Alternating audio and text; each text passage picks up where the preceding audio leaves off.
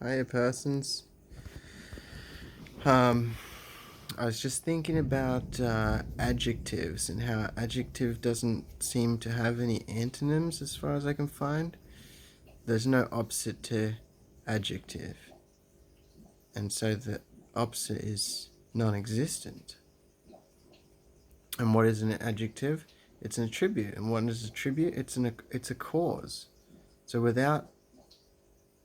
when the use of adjectives, our subconscious brain may or may not be ascribing causes to things.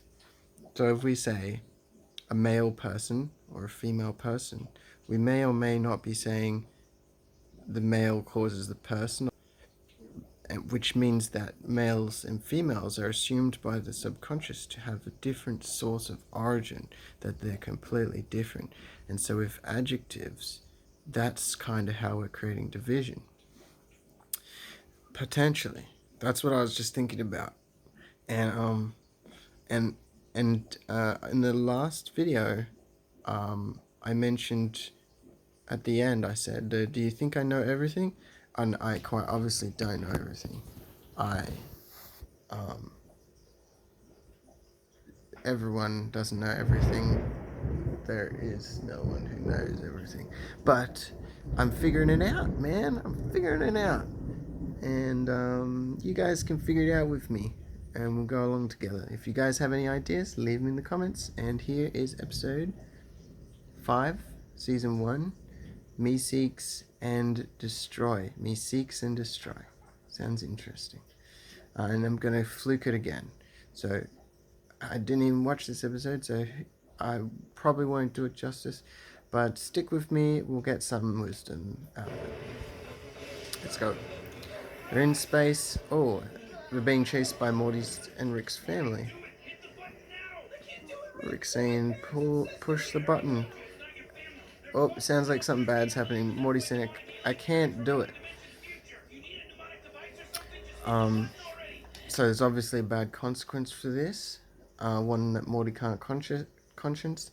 But Rick says they're not your family. They're evil aliens from another dimension. Notice the adjective, evil aliens. It's a noun, but it's the evil that sets them apart. Because, persons and aliens can be equal, but evil aliens and good persons, different source. Just the same as good and evil people. So Morty pressed the button. A device that Rick has that looks like Ghostbusters ghost catcher. He said he captured their souls and they're really valuable. And he's asking if Morty's okay because Morty's spewing his guts up. Morty says, I just killed my family. I don't care what they were. Rick says people would pay top dollar for that kind of value. He may be referring to the fact that Morty says, I just, the word just, you could take that in two ways. I just killed my family, like I am imminently, like just immediately, just happened, killed my family, or I just killed my family, like it's nothing. I don't care what they are. So, without the adjective of killed and just, I don't care what they are, that is a breakthrough.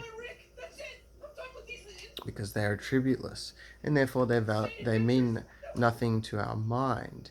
In reality, the truth is things have the value that they have, but it's not defined or changed or modified by the value we ascribe it. Our adjectives give us, in our minds, a different value towards things, a personal value, which is not their true value. Morty's traumatized, he quits, he's out, he says.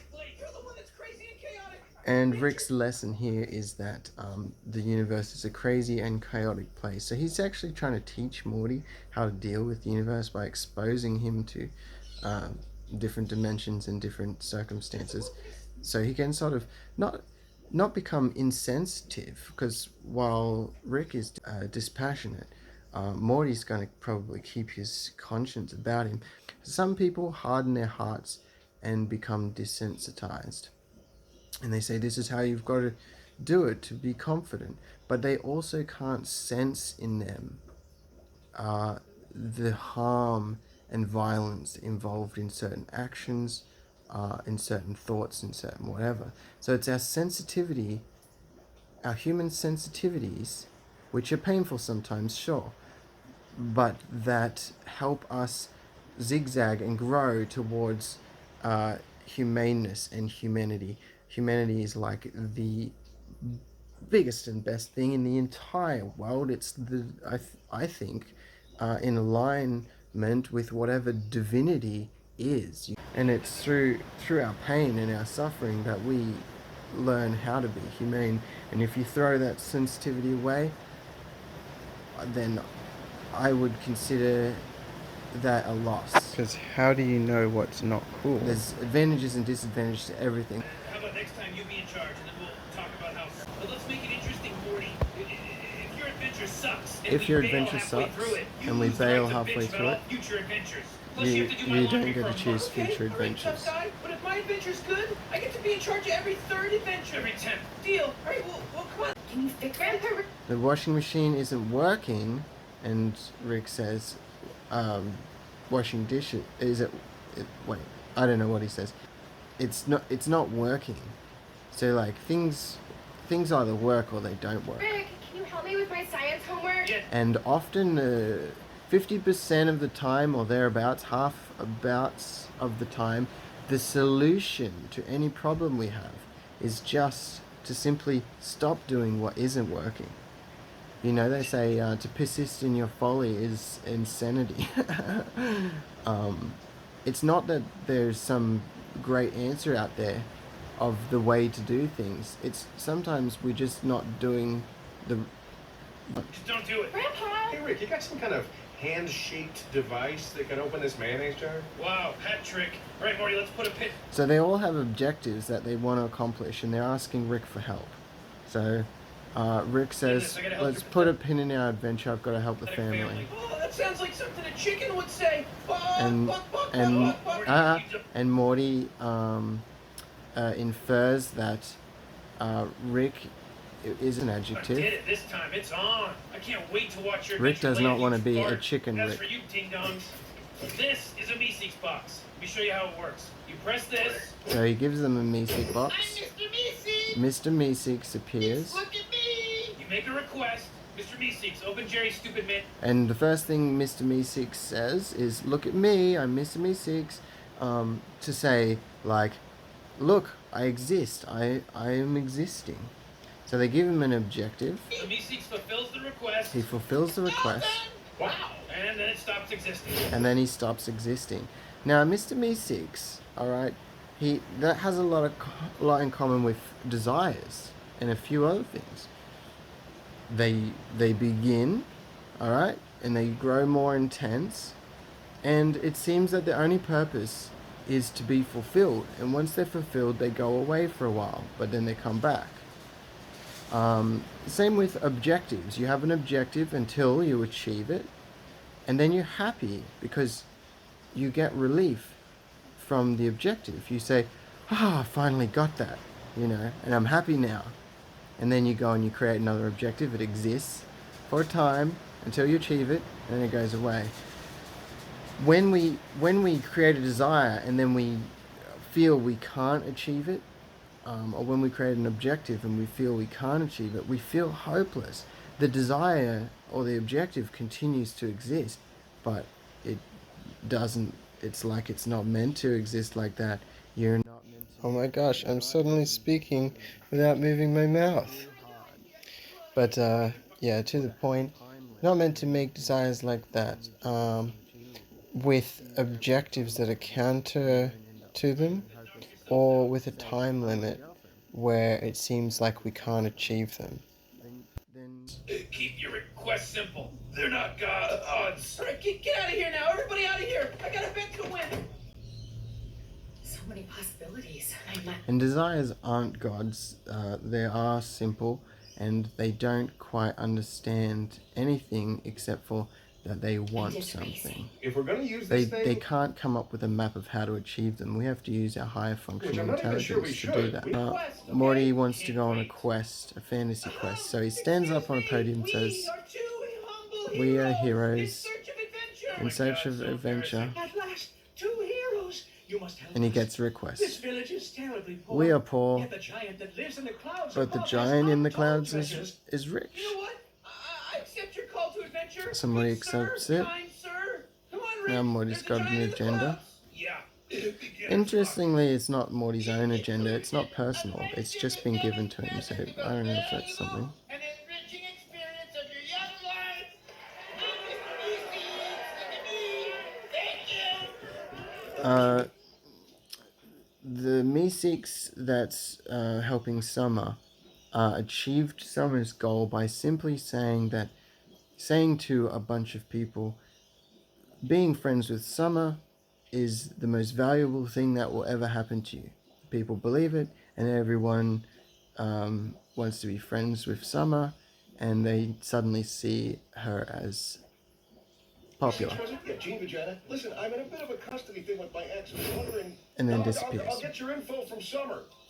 So Beth's at I'm at successful. a restaurant with Mr. Meeseeks, talking about how Just saying, somewhere along the way, I lost that wide-eyed girl from the... she might have been successful, but she's not feeling successful anymore, and that she might have made a wrong decision. Still there, Meeseeks says Line isn't. she's that bright-eyed girl is still there. Having a family doesn't mean that you stop being individual. Having a family doesn't mean you stop being individual. Oh, you know the best thing you can do for people that depend on you? The best thing you can do for people who depend on you, Be honest with them, even if it be means setting them honest free. with them, even if it means setting them free. Okay, yeah, that sounds like good advice. I don't think he meant go and set them free, like break up with Jerry. But be honest and clear about what you want so that they can I can't believe I'm finally having this prepare and accept and cater to the person who you are and who you want to be. More wine? Anyway, I think I've had enough. she sort of was drunk and felt intimate with Mr. Meeseeks and tried to kiss him, but and because he gave her what she was looking for, fulfilled her need to understand what was going on in herself, of course, because she was confused and not sure about what direction she should go, and what Meeseeks said would have brought her back to balance, and that's why she's fallen for him. Really, she's fallen for the desire went away. Mr. Meeseeks, I have to fulfill my purpose so I can go away. Look at me. So Summer's wish was an external wish. She wanted to be popular. Beth's was an internal one. She wanted to feel like a woman. So she learned to make her own decisions and not live for other people. So Mr. Meeseeks is struggling to get Jerry's golf game better, so he gets another Mr. Meeseeks, hoping that he will be able to offer some extra help.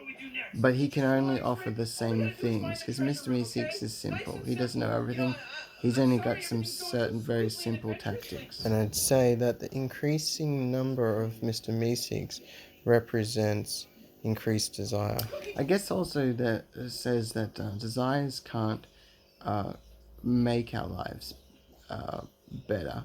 They can only push us to make our lives better. But it's us that has to do it. Just give up, Morty. It's game over. I'll take us home right now. You just say the word. No way, Rick. This is all part of it. Adventures have conflict. Deal with it. I smell the Also, if we can't achieve a desire, we could probably get rid of a desire from just not wanting things. A lot of the time, we don't actually want the things that we think we want. We only think we want them. Probably because other people have made us think that they're valuable. But if we don't think they're valuable, then the desire will become irrelevant and it can disappear. Hello, 911. My husband has been attacked by tiny people. He's dying. Because it's a response to what we think is important. More to say about that, but I forget what I was saying. So if you think of the world as just information and stimulation, then whatever we find infuriating about the world or other people, all it's doing is bringing up in us, stimulating in us, the things that we give importance to, that we desire, and the fact that we're not getting them is what pains Morty's adventure isn't going as well as he wants. It's not fulfilling the condition yet. But he's pretty optimistic about it. He's not letting that get to him. He's still open to the possibility that his adventure will turn out and that he'll get his goal and that he'll get to choose every 10th adventure. Even though Rick is playing devil's advocate and saying it's not going to work, Morty's still optimistic. But as we'll see, when reality doesn't go as planned, that's when Morty will feel pain. Great adventure, buddy. Rick and Morty go to giant prison. You know, if somebody drops the soap... And imagine if we do live in a universe with no absolutes and everything's changing and nothing lasts a long time. This is an open and shut case, Morty. You know, what do you think's gonna happen? Some magical angel's gonna show up and then... I smell the violation of civil liberties. So Rick didn't believe that something miraculous would happen. He's narrowly looking at this is not going to work out. But then suddenly a lawyer turned up and got them free. So we don't know what's going to happen. We have to wait and see. By giving them their rights. And see, that's the thing, is we don't know our rights. Not only are we not given our rights when we go to court, there's an inference that we're given our rights. They say something about speaking and incriminating ourselves. So that's a right. We have the right not to incriminate ourselves. But we don't know our actual rights. See, these are man-made rights, man-made laws, but there are natural rights. There are rights that are not given to us, but that are part of our very being, whatever we are, that are gifted by the universe when we come into existence. We don't know those. So if we don't even know those rights, if we don't even know our freedoms and what the violations are, then the law of man doesn't really stand on very much, because it's an addition, and we're already unknowing. We already don't know what's true about us. So we're not really conscious enough or intelligent, informed enough to be on trial. No one is, technically. So a person like me, who's spent a long time trying to figure things out, even I haven't worked these things out yet. So if I haven't, then how could the average person be expected to know these things? This is the easy part of the adventure. What do you say, Morty? I say, give me a hand sidekick.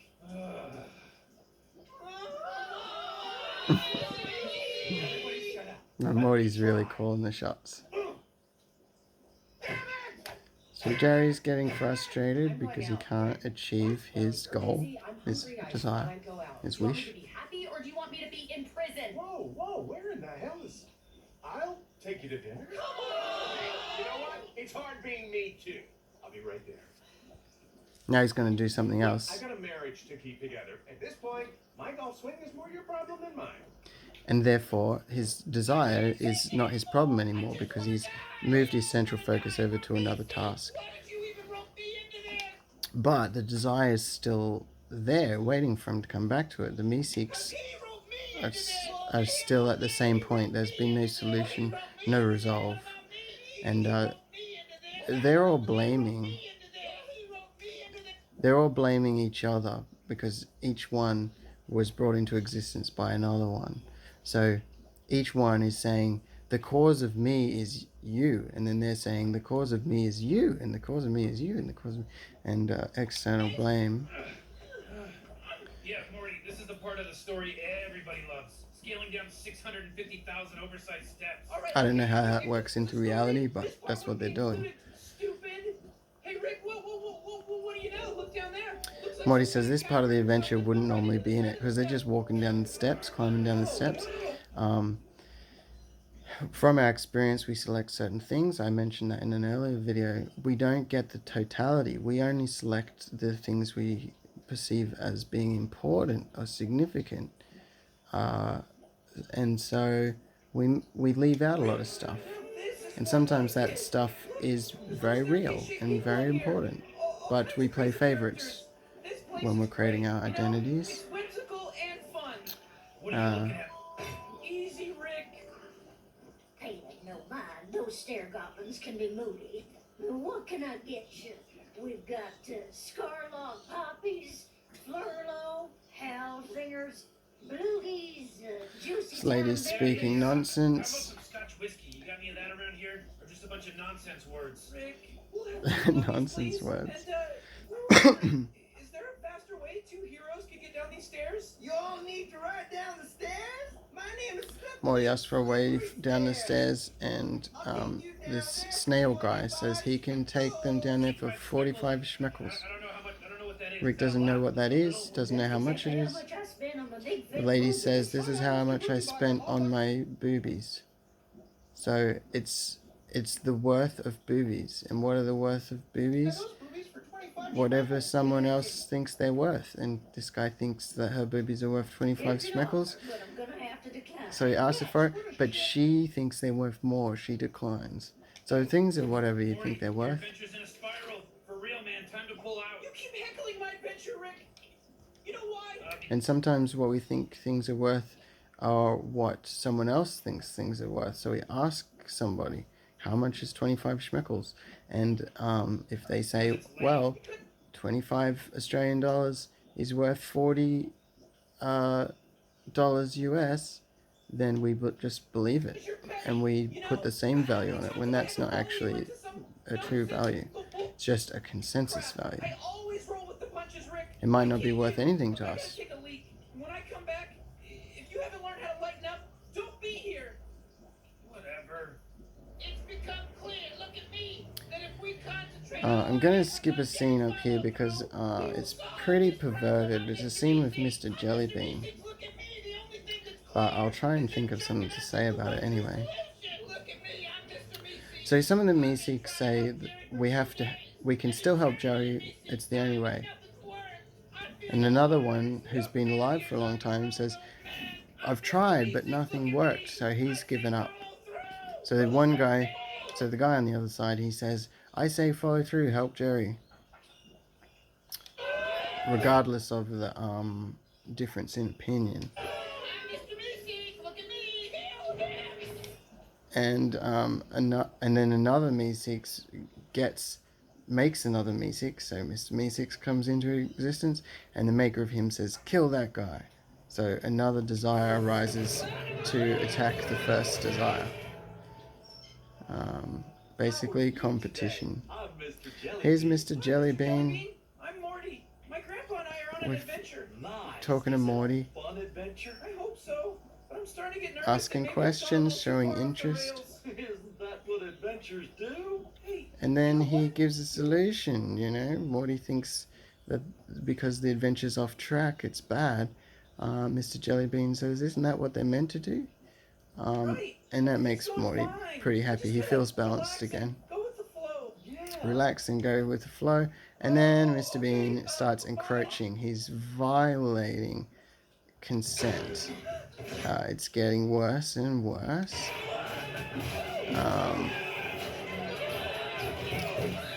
To the point where Morty has enough, explodes and beats Mr. Jellybean to death. Okay.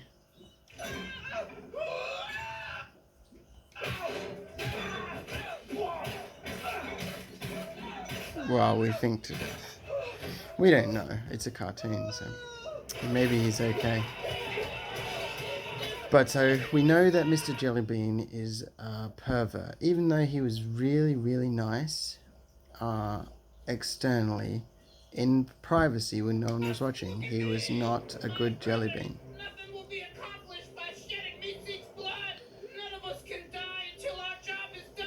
Job can't be done. We'll never get 2 strokes off this game. No, we won't. But we will get all strokes off this game. Where's he going? So Mr. Meeseeks, in his existential suffering, says, you know, we won't disappear until what's his name, Jerry, gets 2 strokes off his game. Another one says, but we can't do that. And then the first one says, well, then we'll have to kill him. So this is kind of like what happens when we can't achieve our desires, but we still have them. We end up wanting to die sometimes. It's almost like a part of us is attacking another part of us because we're making it exist and perhaps denying its purpose. Could be something. So Meeseeks come into the restaurant where Jerry and Beth are. They're chasing them violently, hostile. They're all hostile. They got guns and weapons. Whatever you tell me to do, okay? Oh, we're well past that, Jerry. Jerry will do whatever they tell him to do for his life. Oh, hey, Morty. Listen, I'm really sorry about all the stuff I said earlier about your adventure. I'm having a good time, Morty. It's not so bad. Let's just go home, okay? I'm calling it. The adventure's over. You can't leave now, Morty. I'm on fire. Look, I want to leave now. So Rick's changed his mind. Suddenly he's having fun. He's apologized for,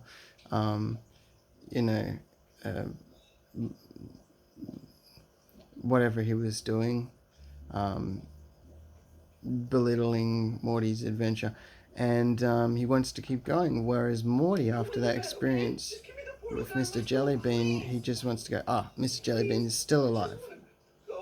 He walked out the bathroom door. Listen, Morty. Morty just wants to go home. Why don't we use 25 of them to pay Slippery Stare here for a ride back to the village, and then we'll give the rest of the schmeckles to the villagers. Huh? Ooh. Really? Aww. Sure, yeah. You know, a good adventure needs a good ending. Rick's suggesting that they use the schmeckles that he's won to go down to the village and do something good and give the schmeckles to the villagers. So that's kind of alluding to Morty's desire for the adventure. Even though Morty gave up on his adventure, Rick sort of suggested that they do another one, and he's optimistically for it, you know. He's not suggesting it won't work out. He's saying we can do this, you know, we can finish this quest. And so Morty cries and feels good, and they get on. They go back to fulfilling Morty's wish to have an adventure. So we can support each other in achieving desires. And wouldn't it be cool if we knew what each other desired and helped each other to achieve them? People are going to die because of me. Why am I so mediocre? Jerry, turn around. Straighten your back. Bend your knees. Bend them. Oh, Beth's teaching Jerry how to take 2 off his golf game. I love you. And she's been supportive. She's given him the confidence to believe that he can do it. She believes he can do it, and now he believes he can do it because he's got some reinforcement. And he smashes a tomato into a pot. This lady's like, what the fuck is going on? And Jerry got a hole in one. And all the Meeseeks are happy now and they can disappear. So everything disappears when it finds balance. A stickler Meeseeks is still here. Means he's picky. He says, what about your short game? So I think that means putting, like on the green. So Jerry takes an onion. He still believes in himself. He gives it a little tap and goes into a cup. And Meeseeks disappears. I think we'll take our food to go. Yes? The police are coming. You are so... Making dinner, Oh, and it'll be ready about 4:15. okay. All right. Thanks, Mum. See you then. Many questions to answer. Fair enough. Detectives are there. He's got questions for him. Do you know Jerry's not even afraid? That's the first time Jerry's not been afraid. Jerry's full of confidence and he's sure he can deal with this. Must be reference to something that happened there. I don't know the inner workings of the mind, what just happened with Jerry that the writers are referencing, but something happened, and now he's confident incarnate. So interesting. So comment on that one, please. I would like to know what went on there. All I can see is that there's no longer anything between Jerry and his dream. Good job, Morty. So Rick and Morty gave the villagers the money. I don't know if I should. You know, you were right about the universe. It was a very, very brief celebration. It's over now. Crazy and Very chaotic fleeting. place. Well, you know, maybe that's why I could use a little cleaning up every now and then, you know? This one's wrapped up neat and clean because we did it Morty style. Oh, heroes, we would like to introduce you to our beloved king so that So that the guy's introducing Rick and Morty to the beloved king, which is Mr. Jellybean. No, it's cool. Portal, hurry. Portal, hurry, and then Rick and Morty get out of there. And Rick shoots the king and kills him. So Rick must have known that something was odd and earlier. And then when Morty said, let's get out here, he put the 2 and 2 together and killed the king. I'm not going anywhere. When we were in that freezer, I realized the niece... Rick doesn't care about the external world. He doesn't care about the people in it. He's been through so many dimensions and figured out that there's infinite of them. That death means very little. He's dispassionate, but he's not desensitized. I think he still values life. He just recognizes that killing the King Jellybean in one dimension is not special because there's infinite King Jellybeans, and in every dimension has to exist. So there has to be a dimension in which he kills King Jellybean at that moment, because it's infinite. And in order for something to be infinite, it has to have everything.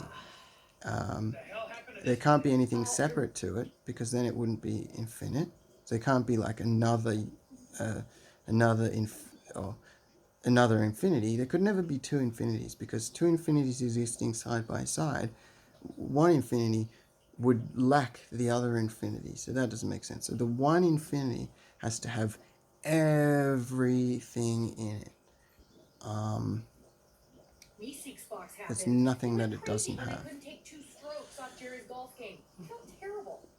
Hey, it's not my fault that Jerry's an idiot. Dad, is there anything you can... The house is destroyed. Well, you know, It was the Me-Six. No more boxes. Rick suggests Flea 6 box to clean it up. Now, Rick just said wobble-dub-dub-dub. That's the first time he said it, alright? This is going to be a new thing for Rick. It's going to come up a few times. Then he says wobble-wobble-gop box. And Beth says, I don't get it. We find out later that wobble-wobble-dub-dub means I think, it means I am in great pain, I think it means. So that'll happen a few more times. I don't know what it means yet, but hopefully I can figure it out while we do these videos. Rick started his adventure when his wife and child Beth were exploded to death. So he probably started with being in pain, and that's behind everything he did. But is he still in pain? Yeah, I think so. But I think his adventures with Morty, this particular Morty, might change that by the end. Destroy it. Could do.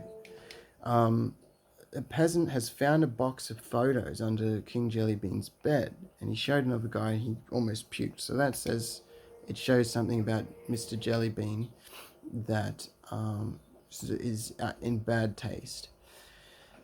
So he said, the guy says, burn it. Like, don't tell the people, burn it. So you're like, why would he say that? From the idea he represented, from the Jellybean he actually was. Wow.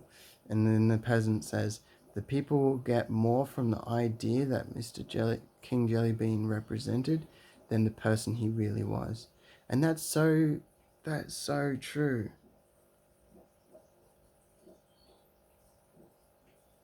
Right.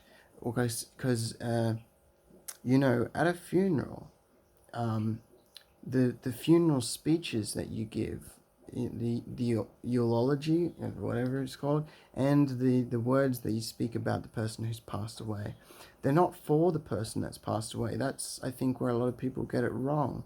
They're for the people who are still alive, and that's why you don't speak ill of the dead, because you're speaking to the living. And if you cause negativity, both in the moment to the individuals or in their memory of events or of somebody, then one thing is, okay, maybe your words were true, but you've also hurt the people, and that hurt is also true.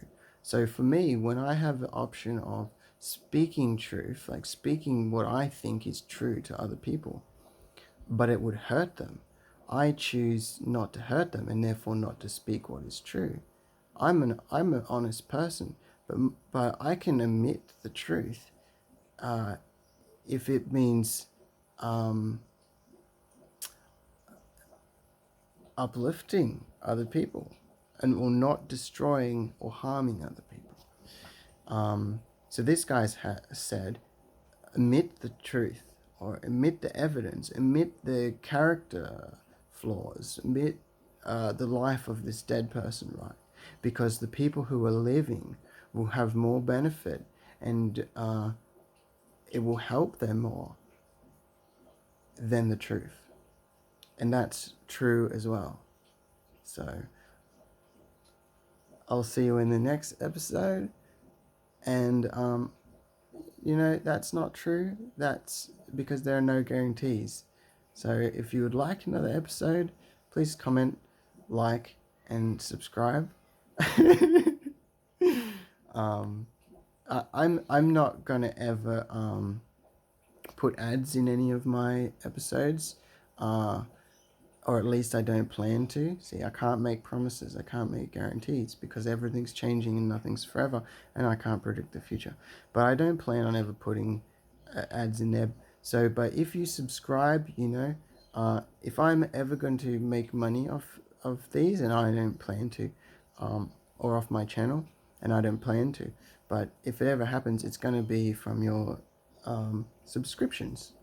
So I really appreciate that, and actually thank you for the 3 people who have subscribed over the last few days. It's nice to see that people are watching my videos and that people are enjoying it, and you know, that's why I do it. I'm doing it to hopefully it makes a difference. So thanks again, and I'll see you when I see you, if I see you.